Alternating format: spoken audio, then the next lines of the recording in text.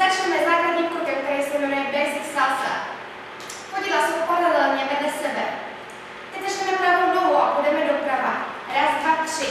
Potom přidáme levou nohu a půjdeme doleva. Raz, dva, tři. Teď to spojíme dohromady. Raz, dva, tři. Raz, dva, tři. Pravá střed, levá střed. Pravá střed, levá střed. Otevřít k sobě, strana k sobě, strana k sobě, strana k sobě. Perfektně, takže si budou raz, dva, tři, raz, dva, tři.